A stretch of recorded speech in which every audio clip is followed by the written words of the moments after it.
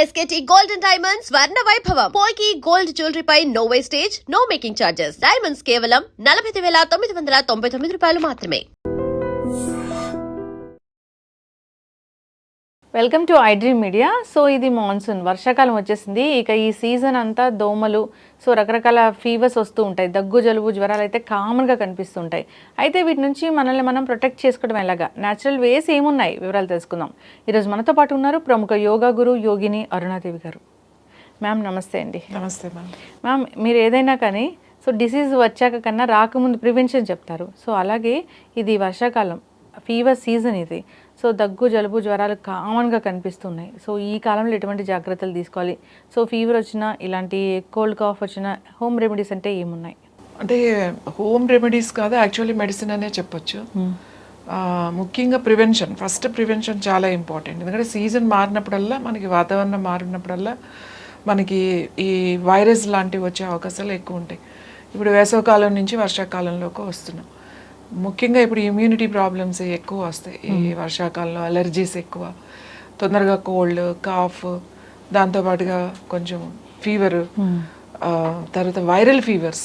అది ఇప్పుడున్న పరిస్థితుల్లో, అంటే ఈ కరోనా తర్వాత ఇప్పుడున్న పరిస్థితుల్లో ఏదైనా even typhoid, dengue, malaria, normal fevers అంతా కూడా ఇవన్నీ కరోనా దాంట్లోకే వెళ్తాయి మనకి. కాబట్టి ఇప్పుడు వచ్చిన, ఇంతకు ముందు అంటే పర్వాలేదు, ఫీవర్స్ వచ్చినప్పుడు ఏదో మిరియాల రసం తాగేవాళ్ళు, లేకపోతే కొంచెం రెస్ట్ తీసుకునేవాళ్ళు, కాస్త అట్లా ఉంది. ఇప్పుడు చాలా కేర్ తీసుకోవాలి. అసలు ముందు రాకుండానే నేను చెప్తాను, రాకుండా ఏం చేయాలి అని అంటే బాగా ప్రాణాయామం చేయాలి. It's very very important. అంటే మన ఇమ్యూనిటీని ఇంప్రూవ్ చేసుకోవాలి. బాడీని స్ట్రెచ్ చేయడం, స్లోలీ స్ట్రెచింగ్ చేయడం తప్పకుండా ప్రతిరోజు. ఎవరైతే 20 నుంచి 30 నిమిషాల వరకు బ్రీతింగ్ చేస్తున్నారు, అంటే ఎక్సర్సైజ్ చేస్తున్నాం అండి, మేము వాకింగ్ చేస్తున్నాం, జాగింగ్ చేస్తున్నాం, బాగా వెయిట్ లిఫ్టింగ్ చేస్తున్నాం, జిమ్ చేస్తున్నాం, ఏరోబిక్స్ ఏం చేసినా కూడా మీ ఇమ్యూనిటీని ఇంప్రూవ్ చేసుకోవాలంటే ప్రాణాయామంలోకి రావాల్సిందే. ఎందుకంటే ప్రాణాయామము అనేది లోపల ప్రాణం ఏదైతే ఉందో దాన్ని పైకి తీసుకెళ్తామట. ఆ ప్రాణాయామ క్రియలో పైకి వెళ్తుంది. ఆ పైకి వెళ్ళే దాంట్లో మనం పైకి వెళ్ళేటప్పుడు ఈ చక్రాస్ అన్నీ కూడా యాక్టివేట్ అవుతూ ఉంటాయి. సరే, మన స్పిరిచువాలిటీ ఒకటి ముందు పక్కన పెట్టేస్తే, ఇందులో హెల్త్ చాలా చాలా ఇంపార్టెంట్. నాడీస్ బాగా యాక్టివేట్ అవుతాయి, సర్క్యులేషన్ బాగా అవుతుంది, ముఖ్యంగా లంగ్స్ కెపాసిటీ పెరుగుతుంది.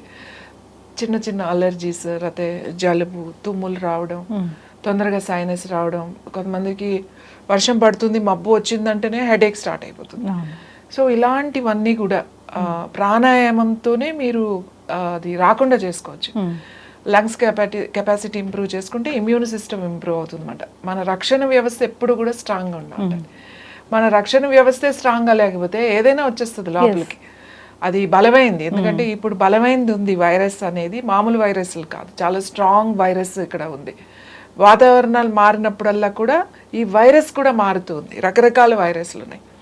కాబట్టి మన ఇమ్యూనిటీని ఇంప్రూవ్ చేసుకోవడం, టైంకు తినడం, ఫ్రెష్ ఫుడ్ తినడం, సీజనల్ ఫ్రూట్స్ తినడం, మంచి వెజిటబుల్స్ తినడం, వేడిగా తినడం, అంటే నిలువున ఉన్న పదార్థాలు అస్సలు తినకూడదు. ఈ శీతాకాలం, వర్షాకాలంలో ఫ్రిడ్జ్లో పెట్టి, ఆ ఫ్రిడ్జ్లో పెట్టి మళ్ళీ వేడి చేసుకుని అవి తినడం మానేయండి.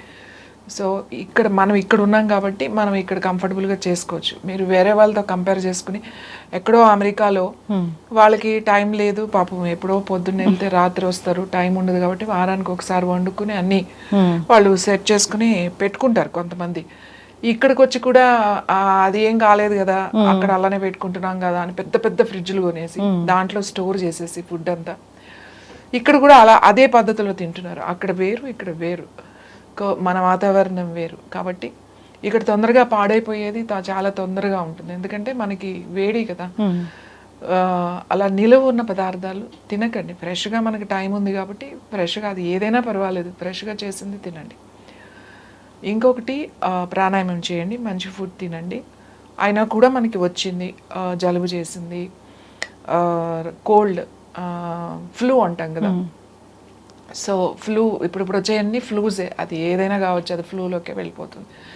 ఇలాంటివి ఉన్నప్పుడు పెద్దవాళ్ళైనా కూడా చిన్న పిల్లలైనా సరే, చాలా చిన్న పిల్లలకు వచ్చినా సరే, అంటే చంటి పిల్లలు కానించి పెద్దవాళ్ళు వరకు, ముఖ్యంగా లోపల అది బాగా శ్లేషం అంతా లోపల ఉండిపోతుంది. పిల్లలకైతే పాపం బయటకు కూడా రాదు, పెద్దవాళ్ళకి కూడా అలానే ఉంటుంది కంజెస్టెడ్గా.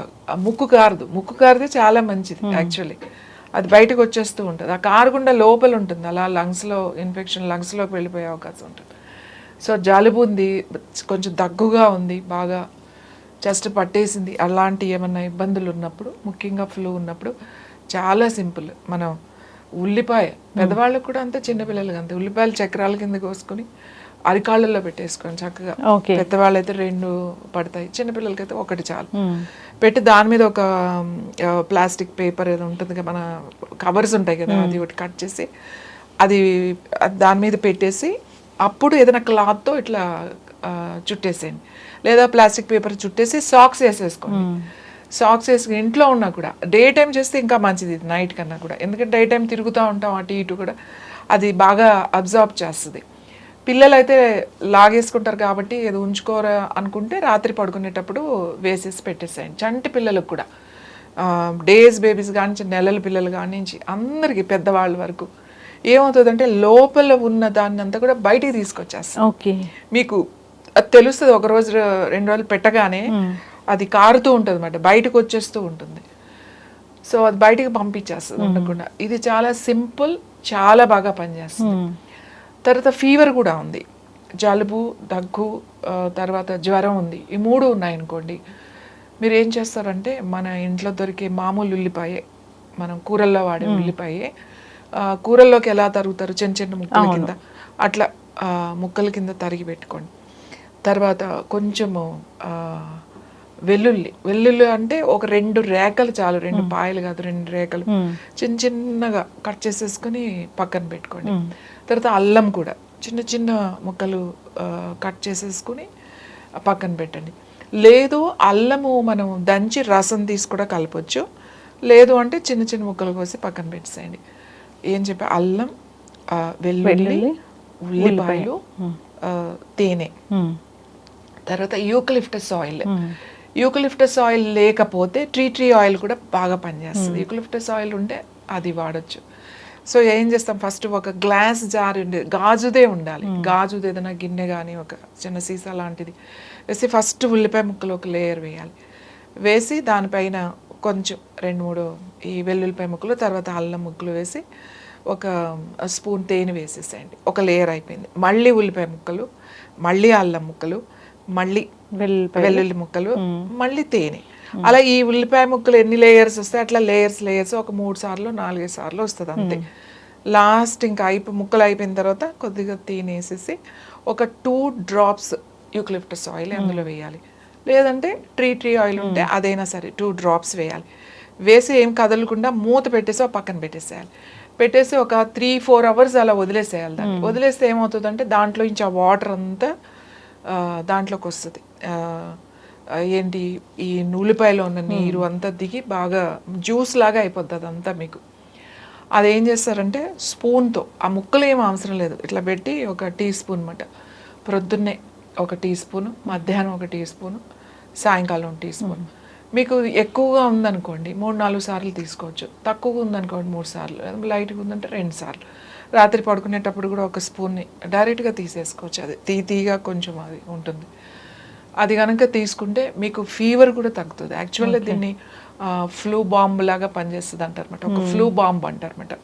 ఫ్లూ బాంబ్ అంటే ఇది మన న్యాచురల్గా తీసుకునేది. Actually it's not a remedy, ఇది మెడిసిన్. కాకపోతే మనం ఇంట్లోనే తయారు చేసుకునే మెడిసిన్. ఒకవేళ దీనికి కూడా మీకు లేదు, హై ఫీవర్ మెయింటైన్ అవుతుంది, కంట్రోల్ కావట్లేదు అని అనుకున్నప్పుడు మీరు తప్పనిసరిగా మనం డాక్టర్ దగ్గరికి వెళ్ళాలి, చెక్ చేయించుకోవాలి.